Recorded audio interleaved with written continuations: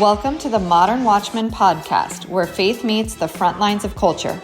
We break down what's happening in the world, what's behind it, and how believers can stand strong in truth. We're not here to fear the times, we're here to understand them. Because being watchmen means staying awake, staying ready, and staying grounded in the Word. Let's get into it. Okay. All right, welcome. Here we are doing the first Modern Watchman podcast. This is not right. There we go. Take 4. The first Modern Watchman podcast with Tom and WendyCunningham. Hello. We're ready. We are starting this podcast because somebody has to. Because in memorial or in honor, let's say, of Charlie Kirk, who was definitely a great inspiration to me and definitely a massive source of information and, always bringing a Christian perspective to current events. There's obviously a hole. Not that we're going to fill the Charlie Kirk-sized hole that exists, but certainly we have something to contribute to the overall conversation that's happening about current events from Christian conservatives, and how do these Christian values merge or collide with things that are happening in our culture. How do we interpret them? What do we, Tom and Wendy, think of these things? Not that we're super important. However, we are very, I like to think we're pretty informed about things that are going on, and not just the things that are going on in the headlines, but things that are going on maybe between the lines, if you will. And we do get a lot of questions from friends and I would also say that's like, we also have great friends who help us be informed. Like, we have a lot of great people in our circle that help us be informed as well. But yeah, we're going to look at things. We're going to look at what's going on in the world at face value, in natural, and then also, more importantly, from a biblical worldview, and also, what it means for Christians, us in the church. And then, kind of hopefully we can be a part of what to do with it. Like, how do we be constructive and a force to be reckoned with as history unfolds this is in a godly way. This is a moment for the church, capital C, to start to be more brave, more bold, speak truth. It's our fault that standing out there and speaking truth is such a dangerous place to be. There should be so many of us that it's like, well, that's a normal thing. That's the majority opinion. So it is the majority opinion most of the time, but we're really soft-spoken and super scared collectively, and we need to not be. So we're going to stop being. Not that we were ever scared, so to speak. Yeah, I don't know that we were ever that, but now we're going to be even platform ourselves, whatever that looks like, and see how it goes. Just like a quick overview of some of the topics that we have planned to cover, and then we could kind of dive into what we're going to cover today on this episode. Do you want to start? Kind of throw a few things out there, or? We definitely want to kind of answer questions. So, like, questions we would pose to ourselves, questions that we've been asked, questions that are, being asked at large. And then, of course, if you have any questions, please send them, and we will do our best to kind of speak to them if we feel we know or can contribute anything to the conversation in that space, because obviously not every space will we be able to contribute to. Damn it. Please don't. Now we have to put an explicit on this episode. The first would be... This is going to be family friendly generally, unless Wendy kicks the ring light. We're trying. Then, who knows? Should the church should pastors have addressed Charlie Kirk and what happened is kind of one of the first things that just today somebody asked me that, as a matter of fact. So that's definitely something we feel strongly about and are navigating ourselves. I think there's a number of, since obviously Charlie Kirk is kind of the catalyst for us getting our butts off the couch and doing this, even though we're still on the couch right now. You know what I mean? Figuratively. Getting off the couch and doing it. There's a lot of things swirling around his assassination that we want to just kind of throw around and address. Lots of people, literally 3 different people sent me videos just yesterday. What do you think about this? Having to do with a different possible scenario surrounding his assassination. And so obviously there's lots of confusion, there's lots of scenarios, there's lots of ideas and thoughts around that. We'll contribute that. What do you think? Yeah, I think I'm excited to talk about like discernment around conspiracy theories. I'm a big conspiracy theorist. Conspiracy people. Like we're all in on that. And at the same time, like it isn't about like, how crazy can you be? Yeah. The craziest thing you can believe. It's not about finding the craziest thing to believe. It's real.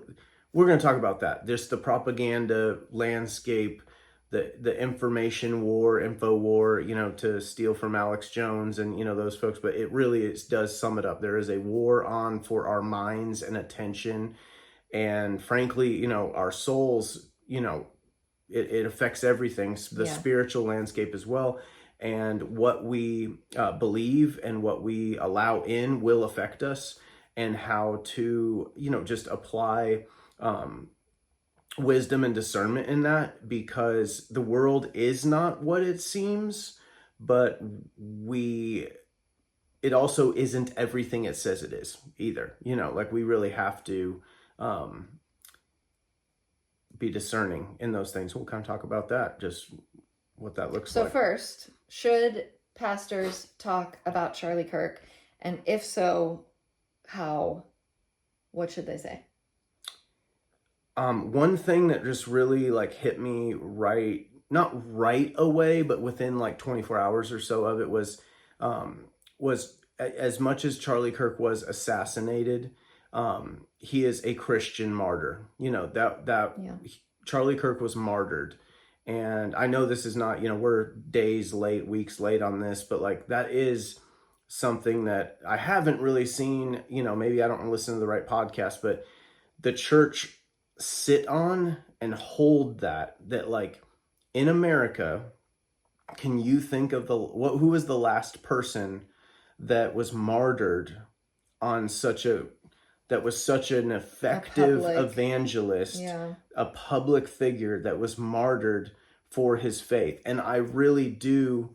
Like publicly martyred, not just a public figure, but like in such a horrific, tragic, visible way. That is not something that we navigate or see on a yearly or even in a decade. That is like a lifetime thing. Yeah. But it's also, it's in a lot of ways, it's a very stark and strong reminder to me as a Christian that like, we are not exempt living in America from being persecuted or martyred for our faith. And in some ways, it's hit me in a way of like, Charlie was doing it so consistently, so he was speaking the truth so like just articulately, and he was so effective that the world hated him, and there's something to be said, and this kind of is a counterbalance to the whole like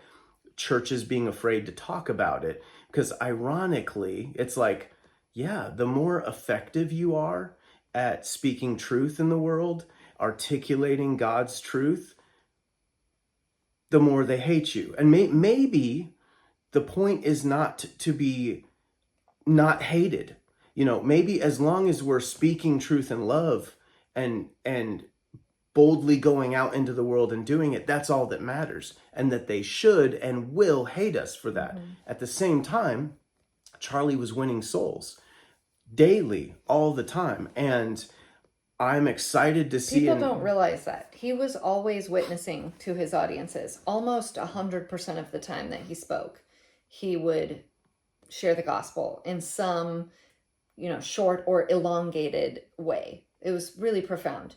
Up to and including the day of his death, like minutes before he was killed, he had just witnessed to that crowd of like many thousand people, I'm told. Yeah, and actually that's a great point, and that a lot of Charlie Kirk's, he's just blown up, 100 times bigger in the last few weeks, and a lot of his clips are getting clipped down in size, and they're getting shorter and shorter to like just, hey, this is this, and whether it's he's so hateful and he's a bigot because of this 3-second moment, or this 10-second moment of him owning a lib or whatever. But I would really encourage you guys to watch some of the long form Charlie Kirk, whether that's the Turning Point podcast stuff that he's done, Charlie Kirk podcast, sorry, or when he went out onto campuses, there'd be the more like 15 or 20-minute videos where you actually get to see the more full dialogue. It is edited because Charlie Kirk's team edits the conversation to make it YouTube, concise enough. But you will see a lot of his full remarks are on his podcast, like speeches that he gave at churches or at Amfest or different things. You can find. But you will see him truly evangelize. When it's actually easy to mistake that, he's out there, because he does kind of show up under the umbrella of like the change my mind, like I'm here to talk about this subject or that subject, to debate on it. But what you will see, the through line is he's really reaching for people to know Jesus. And I believe that's how he starts and how he ends. And that's his heart posture, was that was his intention. So an evangelist, and also one of our most spectacular public apologists for the faith. Like, people don't even know what that means, or, to be an apologist is to be able to defend your faith, to articulate it through scripture and through, revelation and creation, to be able to point to different evidences of why you believe what you believe. That is something we're supposed to be able to do as a Christian. And he did that so well in so many different ways. He's someone you could study to really learn how to articulately, concisely defend your own faith and what you believe, So, and those things go hand in hand. When you're being an evangelist, you really are going to be pushed on being an apologist as well. Especially as someone who was an atheist, I need you to be able to give me information, answers, go a little bit further than just share a testimony. And again, I don't want to discourage anybody who wants to share their testimony. Like, definitely do that. Start there for sure. But it should be a goal of Christians to do what he was doing, be able to defend your faith, not just go out there and proclaim it, but defend it well.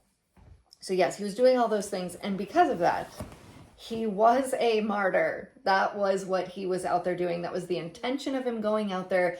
That was, what he was doing was winning souls. To answer our own question, though, should pastors talk about that? Should churches talk about it? I think it's low-hanging fruit. It's easy to recognize what this actually is, and the man was martyred. That in and of itself is such a impactful thing for the American church. I think there's just so much that can be unpacked. We could talk about that martyrdom in America, the blessing that it is that we don't have to deal with that much, and in a way the kind of holding up of a mirror of like, man, we also have not been that effective as a church. Maybe we could reflect on that some. I'm not trying to tear us down, but I'm just trying to be honest with ourselves. The numbers of professing Christians are going backwards, or they were until recently. Let's hope that trend is not trendy and sticks, but we aren't doing a good job as the church because the numbers are bearing out a moving away from. I don't know if people know how catastrophic it is, as a matter of fact, because kids coming out of college are I think there's like something like 9% of kids coming out of college that are self-proclaimed Christians, are holding a biblical worldview, are still Christians at the end. Where are you off to? We're very professional. This is going to be the most legit, obviously, podcast that you're going to watch. Well, our producers did not show up today. Get any water for me, so I had to get my own, but that's okay. Yeah, I think that if they didn't talk about it, it's a missed opportunity at best, like missed opportunity, because this is obviously we saw, I mean, again and again and again, I saw people talk about how they were emotional over his death, and some of them having no idea who he was before, knowing of his death. Lots of people reached out to me kind of saying that same sentiment, right? Or when I shared that, I was, really upset about it. Others would be like, I've just been crying and crying.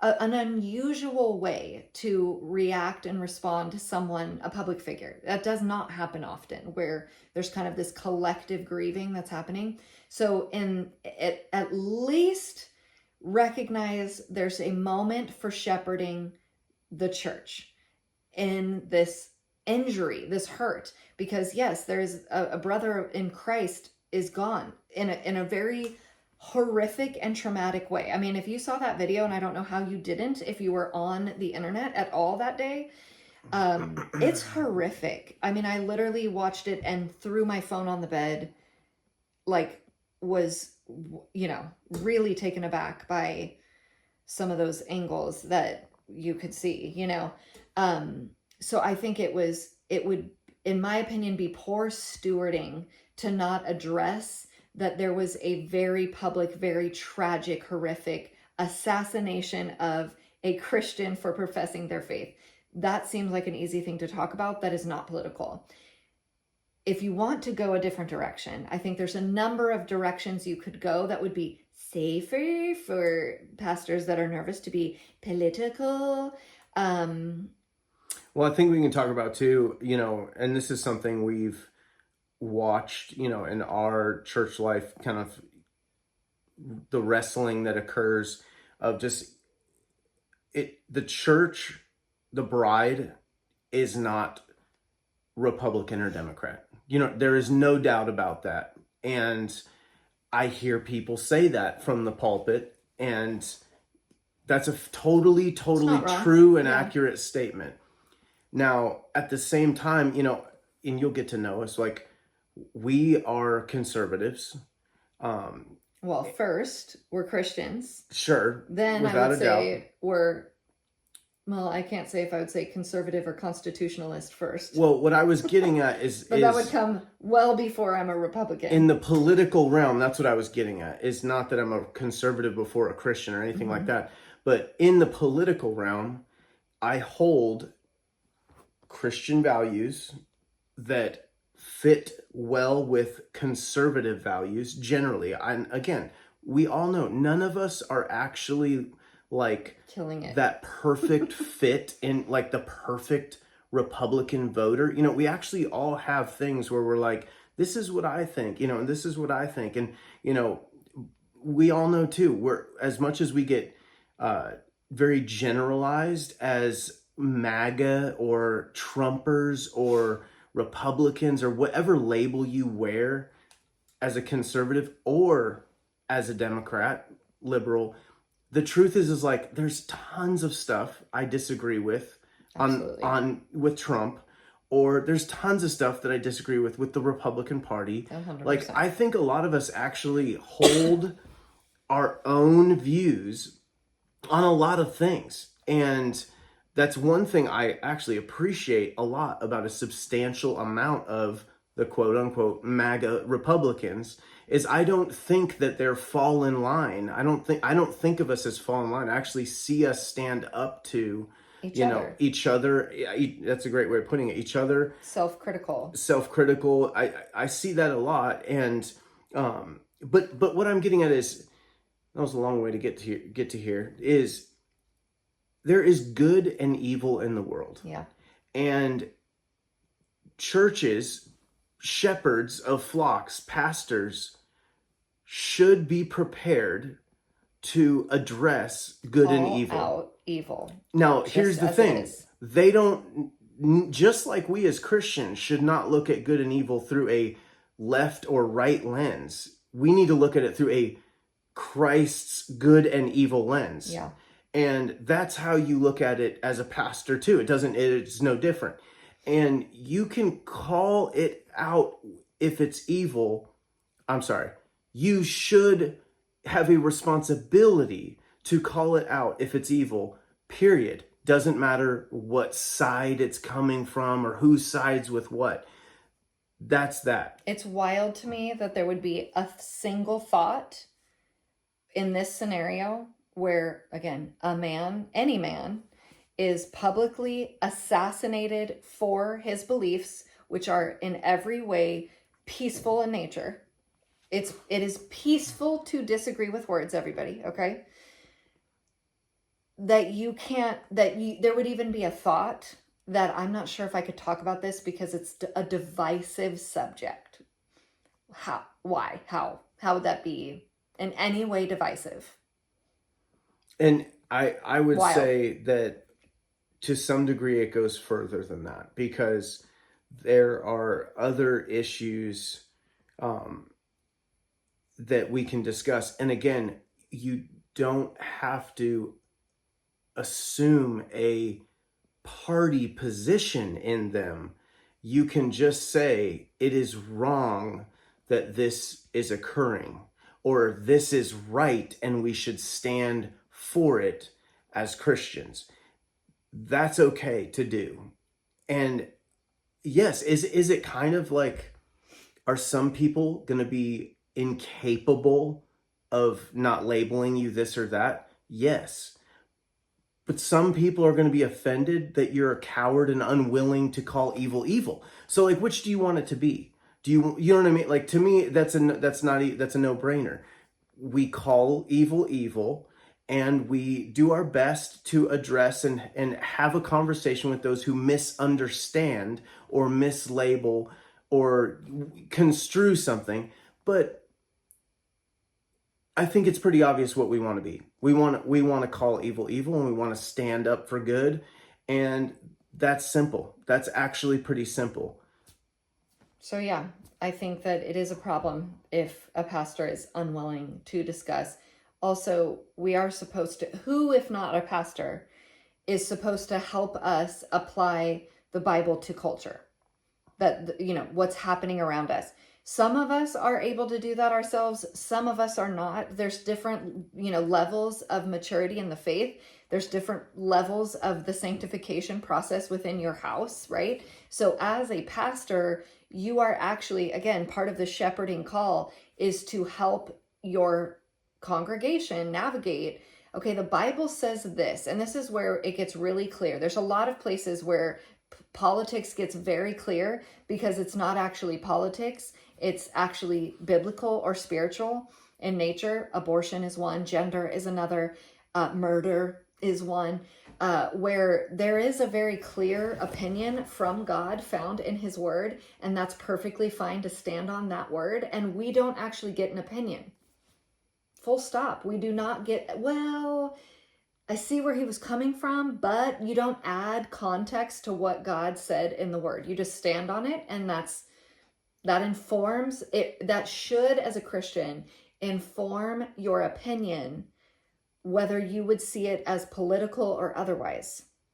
And there's some that are very clear, and then there's some that there are, they're gray. But yeah, who else is supposed to be equipping the church? I mean, I would love to hear, if it's not your pastor, who is supposed to be equipping the church in the application of the Bible to what is happening around us, and how are we supposed to navigate that and feel about that? Because a lot of people, when you see something as horrific as this, or different things that are happening, I mean, a church burning down recently, shootings in church, shootings in school, what that inspires in us is fear. And the Bible tells us that fear is not from God. So our pastors our church leadership is supposed to be helping us push back against that fear so that we don't end up where we're at right now with a bunch of scared Christians who do not want to speak their opinion because they're afraid of being shot, worst case, ostracized, unfriended, unfollowed, have an awkward conversation over Thanksgiving. Like, we need people to be more equipped and more bold, not less. And the enemy is coming hot with a lot of fear. That's quelling the church, and that's why we're in the position that we're in. Think about it like this too. Like, the church, we failed to go like evangelize and speak the word in these public places. We believed the lie that we should not be outside of our four walls of the church, that we should stay out of schools, out of public, out of government, out of this, and we believed that lie. And then someone else, the enemy, comes in and starts filling that public space with lies. And we'll just use the universities, for example, where Charlie took his mission to. And all of a sudden there's just like these insane like ideas being held in people that are actually like taking root. The racism, the new racism, the transgender, gender dysphoria, insanity, and they're allowed to take root. And then, to make matters worse, not only did we not go out there and counter that, and not only did we not prevent it from coming, from actually, we were there first, we should have been, but we didn't counter it when it showed up.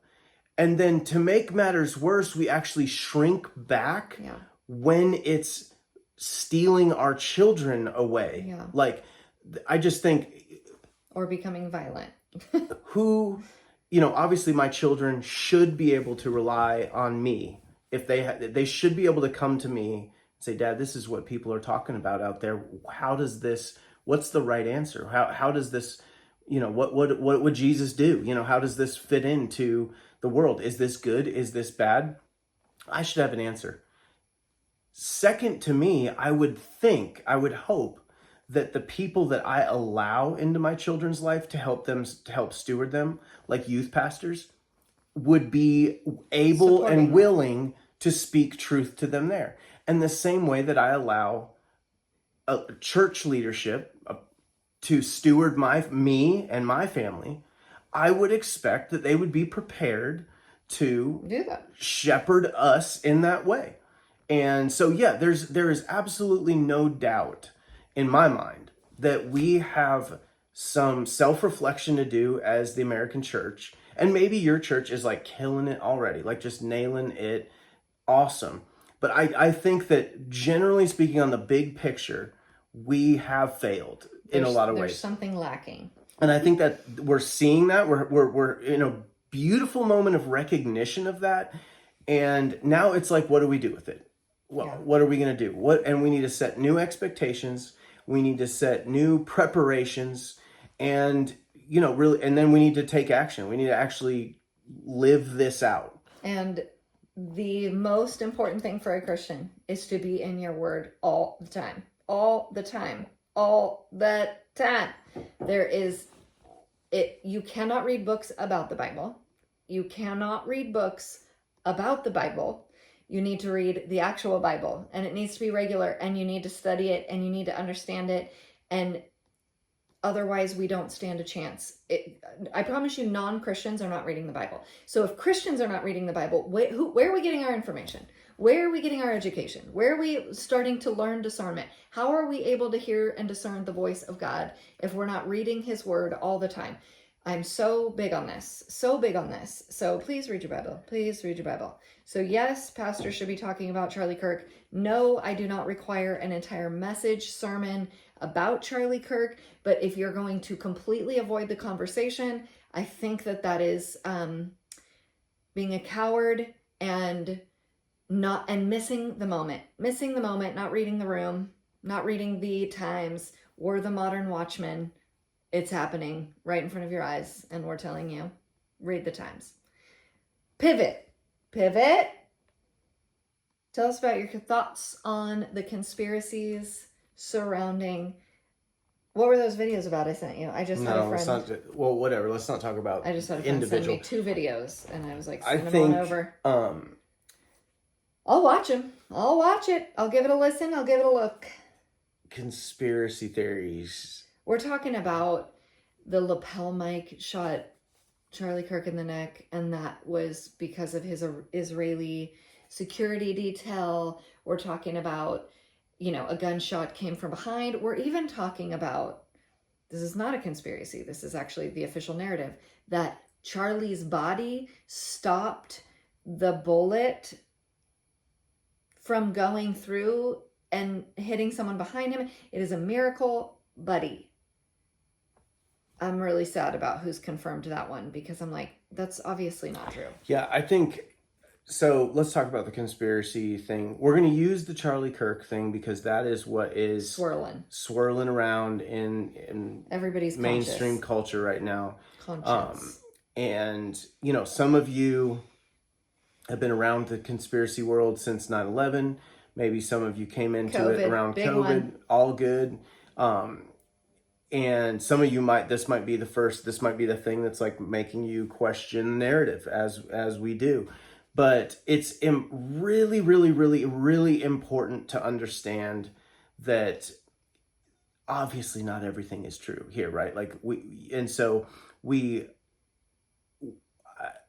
have this inclination to take it all in, and it's a morbid curiosity. Yeah. I get it. Like, I don't think it's bad. I'm not here to condemn your curiosity, because that's good. Like, curiosity is good. Also, how do you practice your discernment if not looking at things that are false and looking at things that are true? Sure. And going, I feel like, and then pushing that up against, again, I'm grateful that people want to send me videos and Tom videos and get our opinion on it, because that means that you think somehow I have good discernment, which is good. I hope I do. But that's how you learn it, is figuring out what is likely, what is not likely, and understanding that no, we're never given all the information. Oftentimes we're given some of the wrong information, but also it's true that the which law, the most likely scenario? Occam's razor. Occam's razor, which is what? It's basically just that, like, the scenario that has the highest probability of being true is probably true. True. So it's most likely, I would say, that there was a shooter from the front that shot Charlie in the metal vest, and it ricocheted. How's it called? Metal plate? We can't have, really cool people might watch this. Okay, we gotta get it right. You can correct me. No, well, let's just back up real quick, just a little bit, in that, I look at it as there's the truth, whatever actually happened, which may never be fully attainable. Take 9/11 or take we probably JFK. Yeah, we may never know with certainty what actually happened, but what actually happened does exist. It's knowable. It's knowable whether we end up knowing it all or not. That's what happened. And then you have, let's just say, the honest narrative that is trying to put together what actually happened. But sometimes there's mishandling of evidence, or there's a lack of evidence, like there was no cameras there to catch it or whatever, So there's just an inability to fill that knowledge, that hole definitively.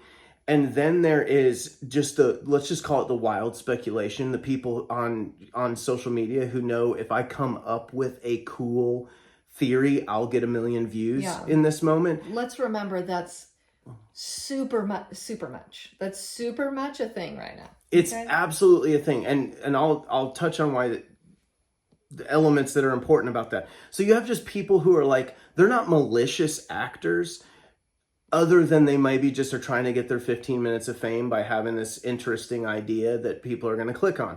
And then you might have the conspirator, if there is a conspiracy, who is maybe contributing to disinformation intentionally, seeding the narrative with misleading information, or misleading theories that might be really good, or might be like close, or might take you off on a wild goose chase.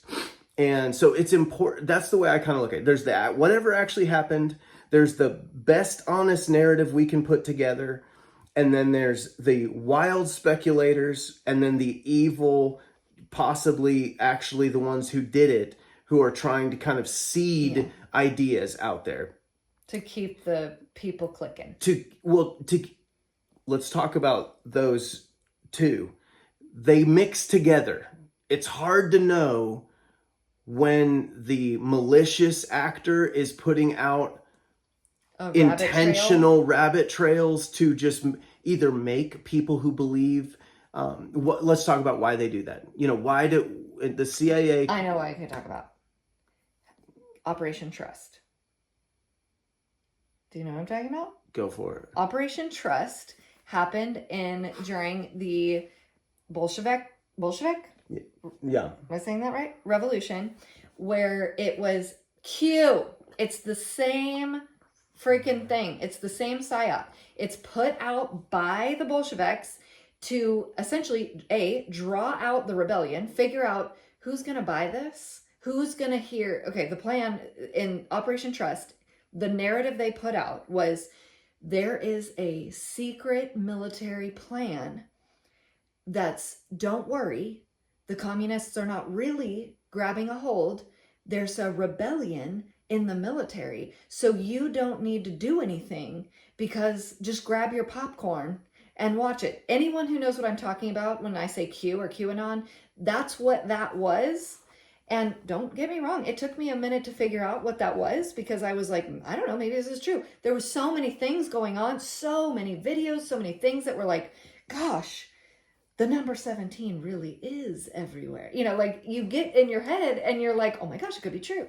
But the exact same thing already happened, where again, the communists put out this Operation Trust to draw out who would believe it, who's in the rebellion, first of all, so that they could arrest those people. Hello, January 6th. Let's draw out who are going to be the most active, rebellious people, get them out of the picture, and then quell whatever other rebellion there would be by telling these people there's a secret military plan to take over, to fight back against the Bolsheviks, right? So we saw that happen in the 20s, and it happened during 2020. And so I even see a spirit of it now with like, I had to talk to somebody that was like, Charlie Kirk is not dead. He is not dead. I was like, he is dead. He is dead. Trust me, I'm sad. But like, these are the sorts of, again, that's a mixture of some people are like just going along with it innocently, and then that was put out by the enemy itself. That narrative was put forth as a psyop operation, intentionally to deceive and quell rebellion. Perfect example. I'm fighting off a sneeze again. This is like the third one I've battled. I see your eyes are very watery. I'm like he sneezes so aggressively loud. Fighting off sneezes right now.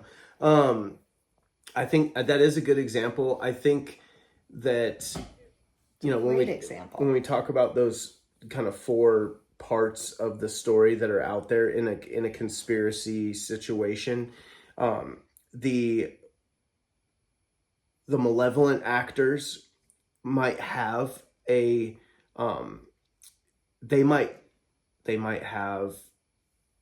they might be trying to get you to believe something from it, not just what happened to Charlie Kirk, but how to channel that energy.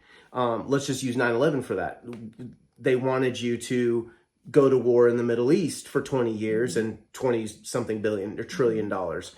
That was, they want you to go a particular way. The wild speculators just kind of feed into that. They're kind of just chaotic. It's innocent. But those two things together make for a situation that actually lends itself to the conspirators, to the assassins or whatever, to whoever killed that person or Not whoever the committed that. conspirators. We're the conspiracy theorists over here. The conspirators are the actual people doing the evil That, thing. but what it does is it creates chaos where the average person just goes, I don't know. I don't know. I can't, who knows what to believe. And at that point we're off the trail. We gave up trying to know. Does that make sense? So that's where like the discernment and just the ability to tune that stuff out. And, you know, the way I treat it now, and Wendy can attest to this because I say it to her regularly or whatever. And I look into, I always say, like, I'll hear anything out. Send me Sometimes it takes me about 15 seconds to know. No, or that's you'll ridiculous. see, like, somebody sent me a video yesterday and the person on the video is like, no, this is not a trusted source whatsoever. This person has been disproven 1 million times. They always have the most ridiculous scenarios. No. Sometimes it takes 15 seconds to dismiss something. Sometimes it's worth looking into at a much deeper level. But just know that there is one reality, right? And more than likely, it's not all these things. But here's the thing. All of this, when I see the chaos of all this that has been created, and I see these rabbit trails that that you can just tell are built there to be suckered into, or even in this case to speak specifically to my opinion of the Charlie Kirk conspiracy, is that even the official narrative is just asking for, it's like begging for a conspiracy. You know, does that like it's evidence of a conspiracy? Like let's see, the text message thread that is like so obviously bizarre. What 50-50 shot if that's real at all? Like that's being generous. I'm pretty much like, this is so dumb. The bullet is stopped by his neck. Like, no, well, that's guys. What? Why would you say that? It just makes it seem crazy. That they would give you, if they really wanted you to buy it, they would give you a just an absolute locked up, sealed up, and they'd give you the answers you're missing. Yeah. Because they wouldn't want you to second guess it. Mm-hmm. But instead, for some reason, we get weirdo they things. definitely want us to second guess it. I mean, I just don't believe for 1 second that isn't the case. We're being told the whole, like, this is all the truth. It's and like, no, it's I not. could, talk specific conspiracy theories of why I think there's possibilities that they're intentionally feeding us a bad narrative because they want us to not believe the narrative. We're not going to get into that just yet. I also want to say, it does not have to be some crazy, the lapel mic blew up and shot him, and because of his Israeli, security detail, it's like, it could still be Israel, and it's just a regular shooter from a rooftop. Like, you don't have to tie in these weird aspects. I mean, it could be very plain and still 100% a conspiracy, 100% another country or another actor or several actors or our own government or whatever could all be involved. And it's just a vanilla shooter from a rooftop scenario. Like, you do not have to add all these complex scenarios. I am not in the lapel mic camp, but if Israel can like blow 3,000 people up at a time with pagers that they've managed, 100% they're capable of it. Don't get me wrong. So in the discernment, so we've talked about how we really need to be, in order to be good stewards of, these things, we need to be discerning. If you were a homicide detective, I've never been a homicide detective, but I've watched enough. I have watched a lot. First 48. You should know my mom. Okay. All right. I'm pretty much like, I could probably solve more murders than certain law enforcement departments I won't name. I didn't know that you had the skill set. I'm joking. But if you, they always look for motive, right? Like they look, there's kind of who's close to them, right? Because you again, it's Occam's razor. Who's the most likely suspect? You look at probabilities. The probability of someone who lives in Pakistan being the guy who murdered someone in downtown Chicago is like you don't suspect that person. You suspect the people who have Their the motive, boyfriend, who's had the friend. conflict with them, right? Yeah. You get to, it shrinks down really quickly. Now, obviously, depending on, a person like Charlie Kirk, who's a much more public figure, who has a lot more people, even strangers who hate him, it does get more complex. Well, and we are seeing a lot more erratic, the current climate lends itself to these mass shootings, things that are like, okay, that's kind of outside the typical murdering typically there is a relationship usually. A huge percentage of the time. So that is kind of skewing statistics in recent history because of all of the strangers killing strangers scenarios. Sure, but I think I didn't want to fight that one. I just want to move through Just it. get over it. But let's just look at this. If motive is one thing we can always look for. When we're looking at these situations, we go, who stands, who hated him, or, kind of a crime of passion, or who stood to gain from that person being removed, or whatever the consequences of that happening, like planes flying into buildings, that kind of thing. It's not always an assassination, right? There's other types of conspiracies. So motive gets you suspects. Like, you can definitely, if you're found standing over the body with a knife in your hand, you're gonna get the third degree. You know what I mean? You're gonna get interrogated, right? Interrogated. Interrogated. Is that a word? It's a word. It's the word for interrogation, I believe. Yes, but I thought you said it wrong, but maybe not. No, interrogated. You're gonna get on the list of suspects. So we can, in my experience, and I'm not an expert, but like, that's where you start to look, and it'll start to lead you to the probabilities. Now I said this to Wendy a few days ago. We will never be able to 100% eliminate. That's very likely. We will not be able to eliminate completely the chances of it just being some nut job that hated Charlie and wanted to kill him. That is I think possibility. That's actually likely. However, who put that nut job up to it? Well, that's the second layer. Did someone put the nut job? So they truly were a lone wolf with no influence. Okay. That is a possibility. Unlikely. There is the lone wolf who's been put up to it with a shadow behind them. It almost is never that scenario.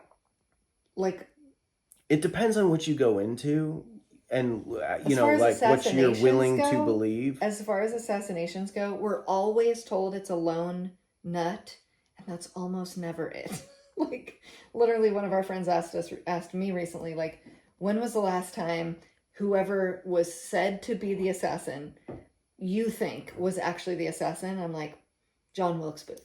Like, it's been a minute. Okay. That's fair. Yeah, I think the guy who shot Reagan, I forget his name right now. Well, he was seen right there shooting him. Yeah, but he shot Reagan. I don't think that's disputed. Sure. Well, just him, meaning. Right. Do you think it was just him? In the Reagan one, yeah. I don't have any like knowledge of it otherwise. I've never heard any conspiracies. I've never really thought about but there are conspiracies specifically about Sirhan who shot Bobby Kennedy, RFK's dad. There are definitive evidence MLK. Of MLK is a whole nother one. Yeah. So no, that's a good point. It's been a minute since we've been like truly a lone nut. But discerning what we can get rid of and just be like, it's not really worth our time to like, you look into it and then be like, but just like shut that down, knowing what to just go like, it's going to get overwhelming. You're just going to be stirred up in the wrong ways. Know what to let go. And then look for motive and look for the what happens around them. And a lot of it, I would use 9/11 in a lot of scenarios because there's so much history there now, and there's but it's also what happens afterwards. Because it's hard to say from the moment after Charlie was shot what's all going to come to be. But watch in the year and the years from After now. everybody stops paying attention, nobody cares anymore, a lot of the puzzle pieces start to be revealed. Absolutely. Or proven. Like, oh, remember how so-and-so said this wasn't... Now it's very obvious. Everybody knows that they said it. That's no longer disputed. And people miss that. And so they think, oh, that's not true. It's like, no. That is true now. It wasn't true then. But now it's known fact. That takes time. People lose interest.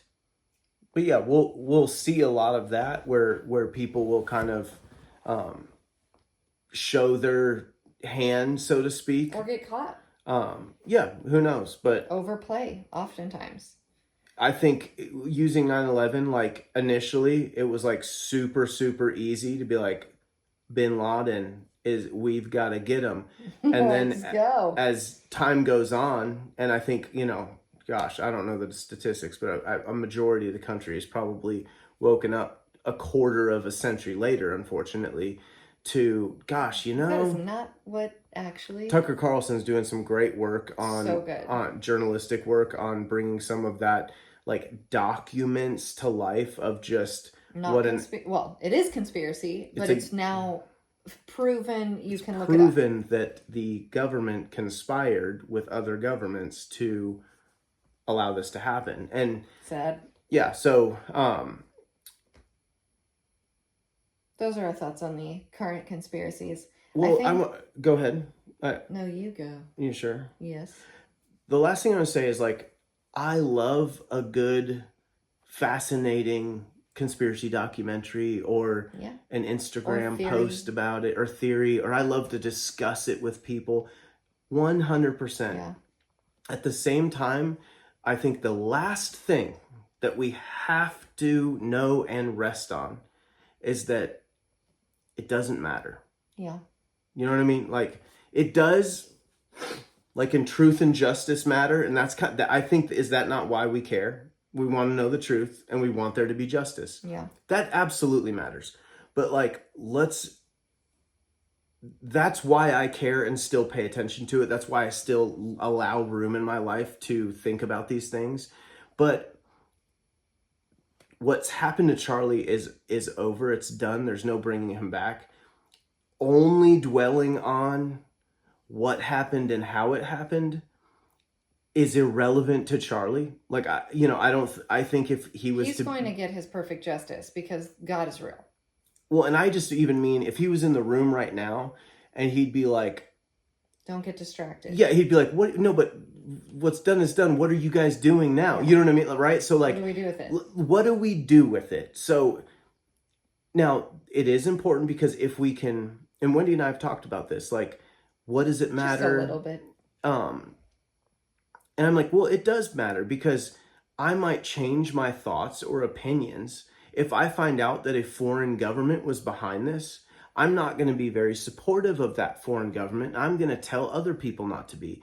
If I found that a political party was behind this, I might be less supportive of a political party. If I found out that, do you know what I mean? Like, it does matter, but what matters is what we do from here, how we put this into action in our lives.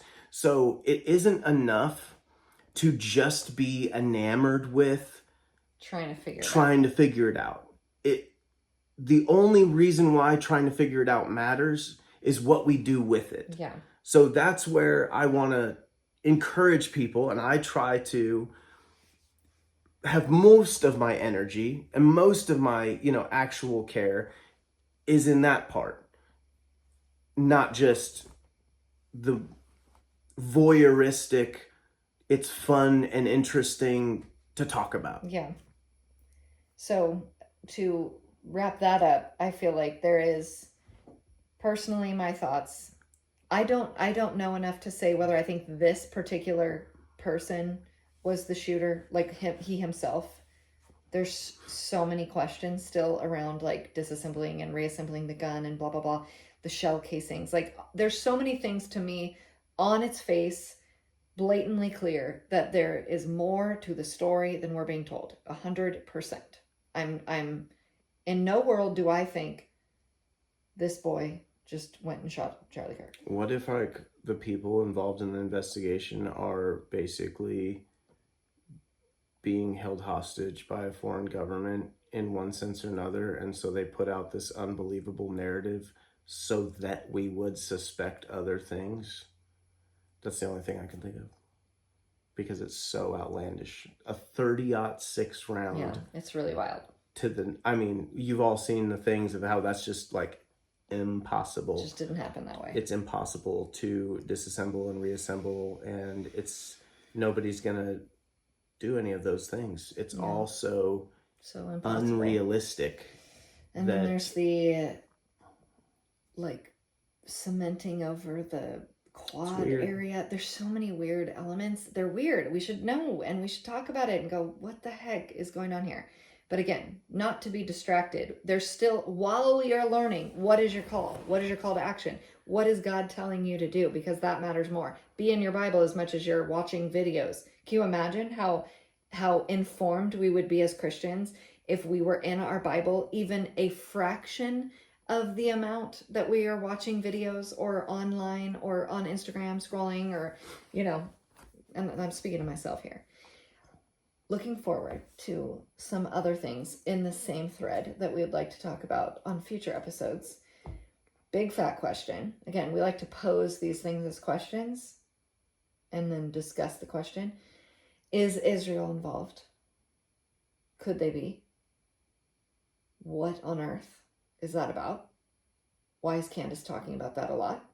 She's not the only one. She's not the only one. She just happens to be like maybe the first one. Well, I think even too, we could have a conversation just about, and again, everyone's doing it right now, but like Israel's involvement in American geopolitics, in Washington, D.C. Yeah. And I think, let's just say this: if Israel, we're not going to talk about it now. Oh, okay. Well, let's not then talk about that. I'm teasing out some subjects that we're going to talk about next time. I think that's one that's been very much put in my inbox, sliding into my DMs. Is that? It's nice knowing you. Is there? Yeah. I'm not suicidal, let's just say. Me neither.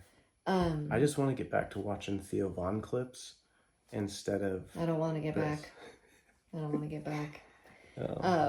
are some of the other things that are pressing on the front of your, I want to talk about this? Well, I definitely am excited to talk about like where we go from here. Yeah, the church is coming alive, and I think for those of us already in it, we have a role and responsibility. What are we going to do? Like I know what we're doing, and we will share that with you, but like, what is your role in it? And I'm not here to give you a role. What we're doing?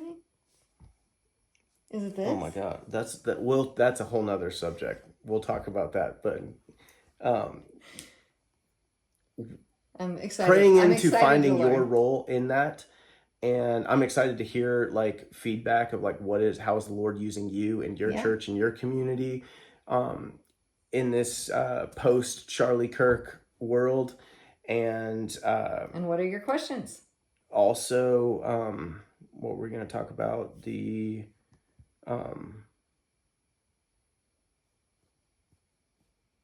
Just some global economic stuff. Just some. I mean, there's just a couple different things, and darn it, there was another one. Well, there's a lot, but in the meantime, we're just the regular, the Modern Watchman podcast. The new, but just the regular. Modern Watchman podcast. Yep. So subscribe.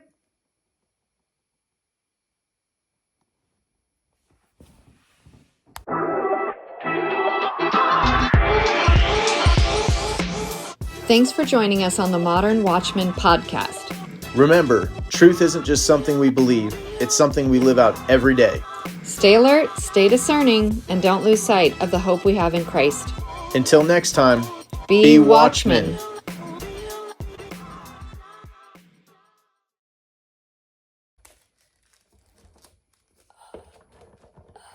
This isn't how it's supposed to go. We're not supposed to do a lot of that during this. A lot of what? Okay, this puff. I know we need mics because you. This is twice the puff that I expected.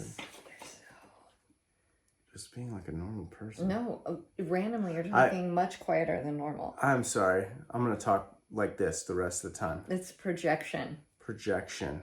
I should get a voice projector. You have one in your hand. It's called a microphone. Doesn't seem to work very well. Well, now how's it going to shoot you? Yeah, this is... That's going to That's going to cause quite a problem. Well, you're the one that wanted this. That kind of Okay, defeats the not very noted. Now it looks like a boutonniere, like I'm going to homecoming. Well, I don't know. This is how you start conspiracies. Just so you know, is you just wear a random unknowable thing on your shirt like this, and then people are like, "Wait a minute, what was on his shirt?" Let's back the video up. What is that? That's how you start one. Just wear it. Well, just wear it around. I'm gonna just wear it in the grocery store.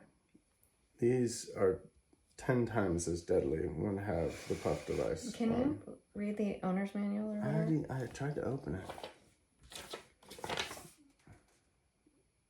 This is ridiculous. Lighting. This is what I get. I get a sideways website. What? This is not a user manual. Everything we need to know is in that quick guide. I don't think so. This is... Is that what this is called? Yeah. That's for the app. Charging. I think at the very least we need to try the charger. What do you mean? How do you charge the charger? Plug it in with this thing. But like, maybe we need to try to do that first. And they're just like completely dead. So I'm coming over on the boat from Israel. From the secret sniper store. Where do these live when you're not? In this baggie. No, we have a little baggie. Everything should fit in here. We should be able to podcast on the go from a kayak. Except for we have this extremely large scares our dogs ring light because we're so official. I feel like this should... I can actually charge. Well, I'm not going to mess with that right now. But either way. There's an intense smell of urine. Why would you bring that right up here in front of our audience? Like, is it this cushion?